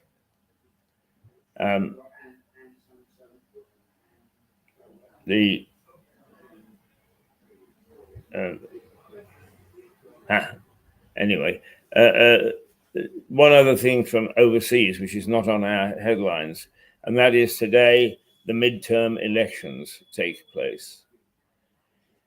And it is possible that on Tuesday, where are we? Wednesday or Thursday, that we'll be looking at a realigned House of Representatives. The Senate will have gone back to the Republicans, and so will the House of Congress. In which case, expect fireworks from Donald Trump. And I'm not quite sure, because I think that everybody, if poorly, at least diving in and making a hash of it. Let them be the first to notice funerals, deaths, wreaths. We weren't expecting you. Not quite as quickly. We don't want to be hijacked or ambushed. Right. The Mirror, Brave Man's TV section to educate millions. A mother is going to have, well, she's going to be operated on in public to raise awareness to the various things that are going on in our midst that unfortunately have to join in. The two papers, the Sun. I didn't want to get out of there in the first place. Olivia Walker, I think it is, Olivia Atwell, was supposedly a celebrity. I suppose there are some people who recognize her. I don't. So to me, she's not a celebrity, but nonetheless, either VIP or a well-known poison in the world of show business. But she was told to quit one of these reality TV shows, and the reason was she cited ill health identified while she was out on the set. But she is bitterly upset that she's not going to take part in this thing, in this reality show.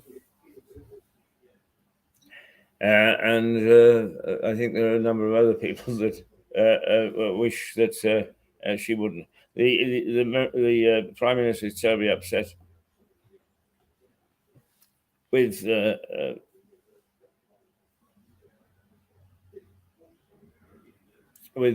former minister Hancock for deciding to go ahead with the with his appearance. All sorts of excuses bubbling through her surface, all sorts of senses bubbling through the front doors of local government officials, ourselves. Just be a bit careful, that's all. Be a bit careful. Because there are some things, for instance, my own Parkinson's, it's just possible that occasionally if I bend down and try to pick up, I stagger, away I go and I fall over. And I lie there for 10 minutes, regaining a mental strength to get myself up. It's amazing, absolutely amazing that I can do things like that.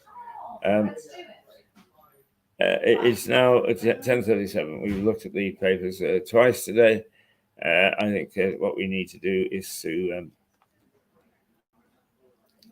find something decent in our library to play us out to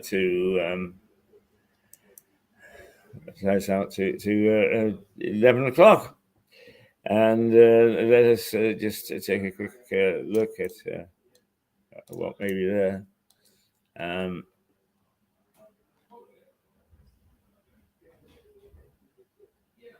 Well,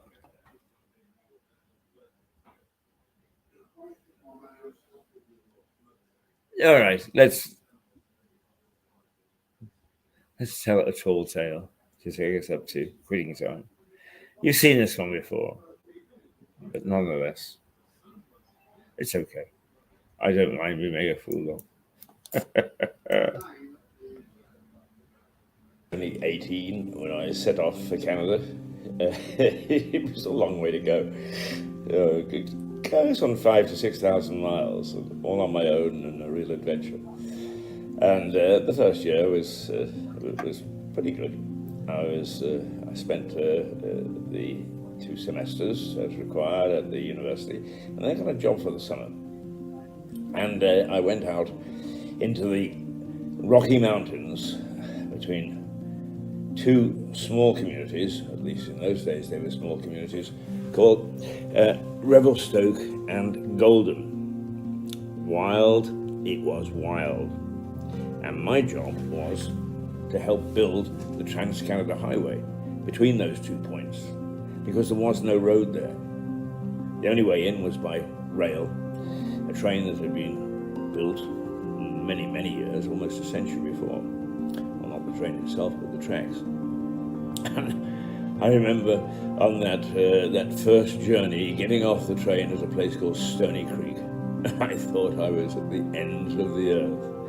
It was raining. There was mud and streams flowing down the mountainside. There was nobody there. And there I stood beside the track, watching my safe train, which only came once a week, disappear into the mountainside. You've no idea how you feel in that first few days. But it was very fortuitous because I learned a number of things in that space of 2 or 3 months that I worked in the Rocky Mountains. I still got an English haircut. On the odd occasion, I wore my school blazer with the mitre on. English, I was English in a Canadian setting. And boy, didn't they know it. And I would go into the bunkhouse, and on one occasion, I reached for the gravy drum, and because the chap had a very heavy accent who was sitting opposite to me and said, "That's not gravy," I didn't understand. So I smiled at him and poured the gravy all over this wonderful meal to find out that it was chocolate sauce. Chocolate sauce sitting on the table when in fact you've got potatoes and meat in front of you. Oh, that was a learning curve. And the same chap said a little later, you know, he said to one of his companions, "You know, you sure can tell that young fellow is English, can't you?" And I thought, well, yeah, I suppose you can. And he said, "Why do you say that?" He said, "Because he eats his pie with a spoon." Canadians always eat with a fork. What a giveaway. Never mind the blazer, never mind the haircut. But it was that summer that my actual athletic prowess really came out. Because I broke the half-mile record and the high jump record within minutes of each other. And I also, not sure it was a record, but did pretty well in the weightlifting department. That was a few days later. But first of all, to the half-mile record. When you go to work in these camps, there's not much to do. You work, you sleep, you eat, and after a month or two, you get out and you pick up your check. Very nice it is too. But on a Sunday, no television, no limited books, no newspapers. They would probably come midweek. So you just hung around and it was very boring. Understanding that and needing work done, the camp bosses would say, "Would you like to earn some more money?" As a university student, wow, would I like to earn some more money? And you got time and a half for working on a Sunday. It's rather nice.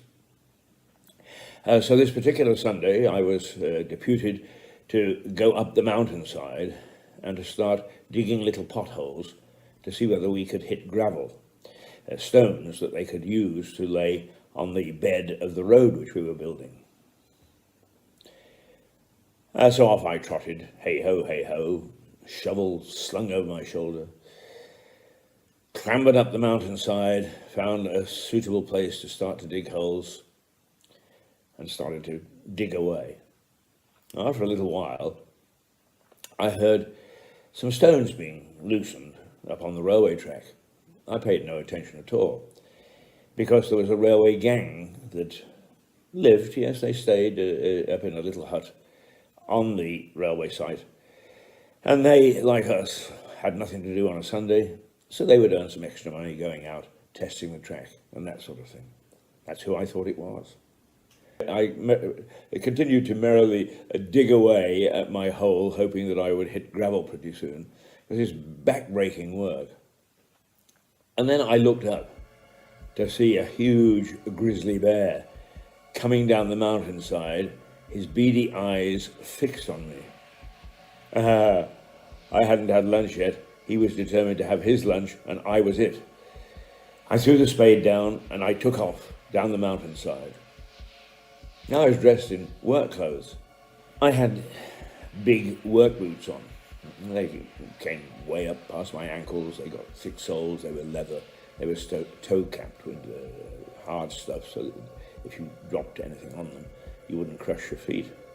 And I took off down the mountainside at a great rate of knots. The spring runoff was still there. Water was still cascading down the mountain. So the mud must have been good 2 or 3 feet deep at some stages. I managed to avoid disappearing into the mud altogether.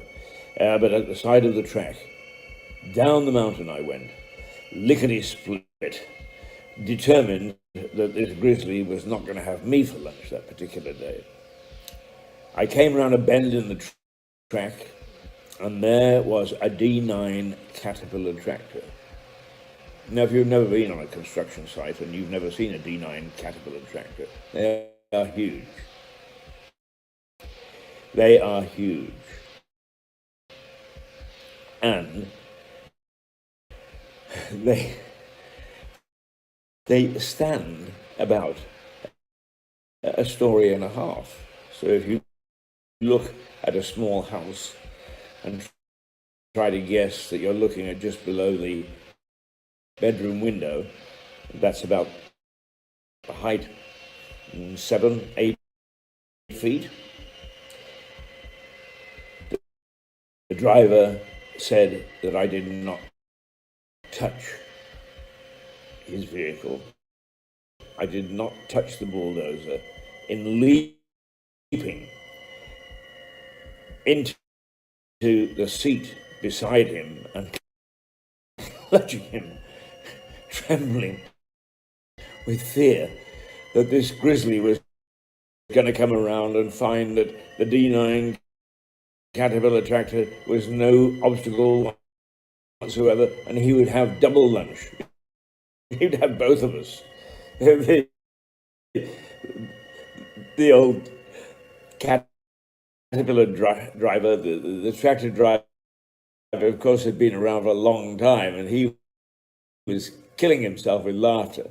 And that I'd come down the mountainside at such a rate, but he swore that I did not touch his vehicle, that I leapt from the ground. I got into the seat beside him.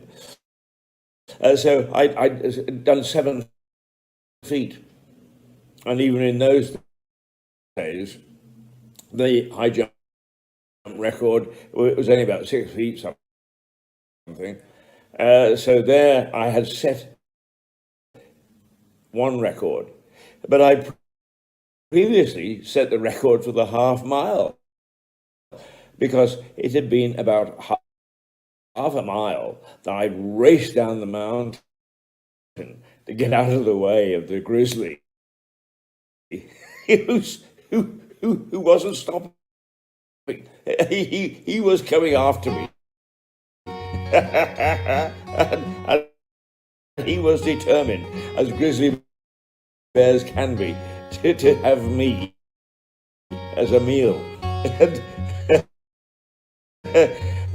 So in talking to the driver later and figuring out at what time I actually saw the grizzly, to what time I reached his tractor, we figured that I beat the half-mile record by a good 5 or 6 seconds. So two records in one afternoon, and believe me,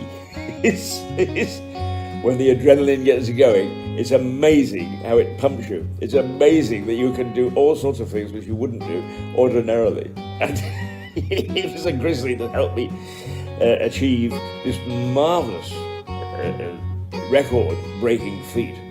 And afterwards, I felt quite good about it, except, apart from the driver, there was nobody to confirm what I'd done. So I never, ever got a gold medal, a silver medal, or a bronze medal for breaking this record. All I got was a giggle from the driver, and perhaps a little self-satisfaction of knowing that I had been as speedy as I had, even though I was driven by a grizzly bear. And if you say, oh, well, was it a grizzly bear? Yeah, you can tell a grizzly. It's not only his size, but a grizzly, unlike any other bear, has a hump just behind his head, so it is easy to identify. Later on, I learned that black bears you can frighten off a little. The only time to worry about a black bear is if it's got its young with them. It is very protective of its cubs, or if it's ill, in which case it will pay no notice. But I later on managed to control black bears and brown bears with very little problem, bravely waving my hands. But this was my first experience in the wild with a wild animal who was ready to be feral. He wasn't going to take a polite young Englishman who said, "I'm terribly sorry to disturb you." Seriously, he wanted me. A few days later, I was working around the camp when the foreman came and said, "Teeth, go with Joe over there, take this pump and take it up about 100 yards above the camp, because there is a spring there, and later somebody will come and they will attach the pump to the spring and we can have some fresh water." The pump, I don't know, is 80, 90, 100 pounds. It was heavy. Joe grabbed one side of it and I grabbed the other. We could just about manage it, and we went up to the spot designated by the foreman, found the spring, and as I was about to put down, or together we were about to put down this huge pump, I heard a rustle in the trees behind me, and I looked around, and here was this great big teddy bear face gazing through the greenery at me. Now, I suspect this was not a grizzly this time, that it was a brown bear, but I didn't know the difference at the time. And anyway, all I could see was its face, and it was a teddy bear face, and it was looking at me. We'd obviously disturbed the bear when he was looking for various bits of greenery and nuts and so on and so forth to solve his hunger problem, but I didn't know that. I yelled at Joe, "Bear!" and took off back to the camp. I didn't break any speed records, I don't think, but when I got back to the camp I realized I'd left Joe well behind. But the pump was still in my hand. I'd carried what it took two of us, struggled two of us, to take up to the spring. I'd brought back on my own because the adrenaline had flown and the fear factor had kicked in. He said I performed superhuman feats. Well, what an athletic summer that was.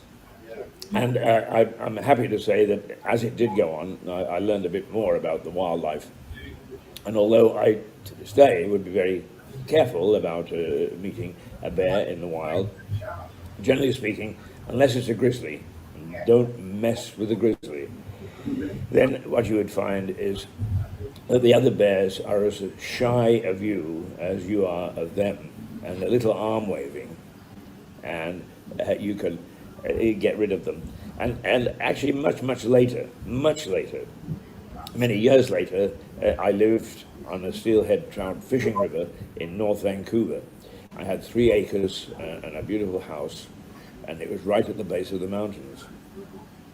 I had a Great Dane, which was a wonderful dog, very affectionate, but also very protective. I was fiddling around on the banks of the river one day, and once again I heard a rustle. Didn't pay too much attention. And then I looked up, and here was a huge black bear coming towards me. Well, I'd learned my lesson this time, hadn't I? I raced towards him, yelling, "Bear! Bear!" waving my arms and sort of, "Go away!" Actually, I wasn't as polite as that. I was saying to him, "Push off." And at the same time yelling to my wife, "Get the dog in, get the dog in," because my fear was that the Great Dane would come rushing out, would protect me. The bear would, with one swipe, break the dog's neck. Bears are terribly powerful animals.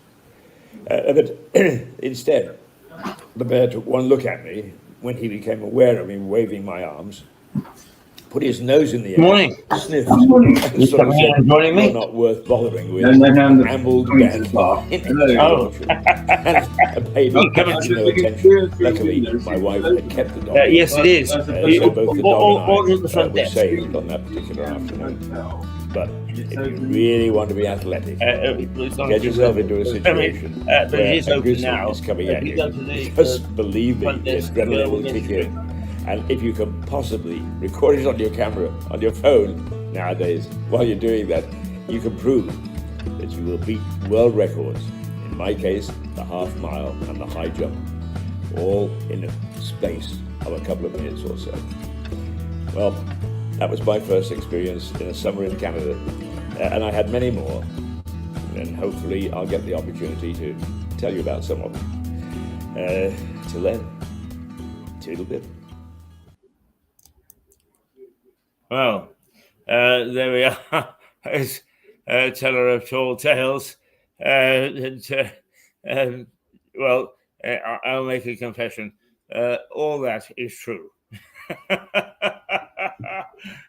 No fudging whatsoever. None whatsoever. We've been broadcasting now for 2 hours and 23 minutes, and it's 10:55. So just 5 minutes left to have a chat. Let me just tell you what's happening on Mirador for the rest of the week. Oh, by the way, I've found my spectacles. They were on the ledge there. I've been poking around like a blind man all morning, desperate to try and read all the bits and pieces. But I was virtually blind. Now I'm okay. And it'll give me a chance to at least take a look and see whether I'm still there in the way that I thought I might be. It's been a casual saunter through the morning this morning. Sometimes when we look at the two newspaper headlines, if there's nothing too dramatic, it sets the tone. And we do drag ourselves through a couple of hours or so. Other mornings, when we get really riled up by what's happening, is we pelt through at a great rate of knots, yelling and screaming and behaving like a cavalier. On Mirador tomorrow, you have a Mad Max, along with Stuart Dolby. Stuart has got a whole host of stories and information items about energy, climate change, all the things that are assaulting our way of life at the moment, what's likely to happen, and what could happen. So tune in tomorrow for Mad Max and Stuart Dolby and hear what they have to say, along with other little reports and snippets, of course. And we hopefully we'll see you then. On Thursday, Mad Max returns along with Liza Page, who also has got some good stories to share with you. And if you want differences of opinion in a range of 1 to 10, you would have 1 with Mad Max, 3 with Stuart Dolby, and 8 with Liza Page. So you've got a whole range of views and opinions there, and hopefully they will. Well, they'll give you a broad scope of the thinking that's going on.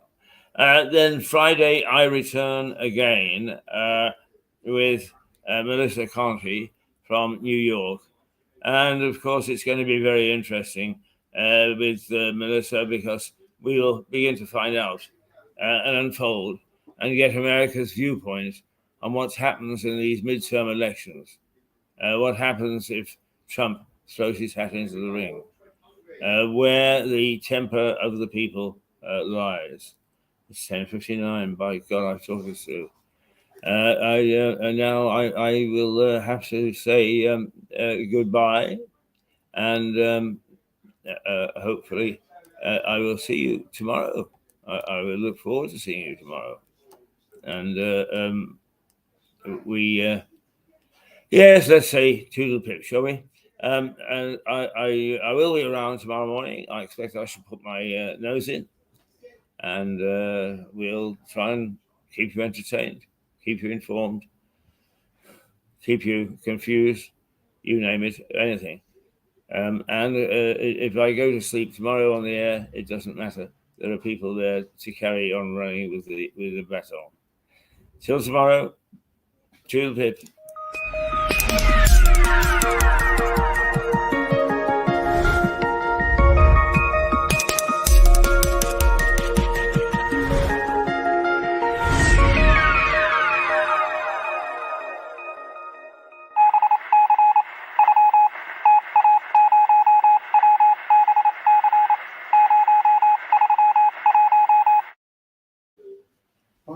There we are. Until tomorrow. Here he is. You see, he's wandered in just to give me a briefing on tomorrow, and look forward to greeting Stuart Dolby tomorrow morning at. He comes in at the early hour tomorrow, somewhere around 8:30.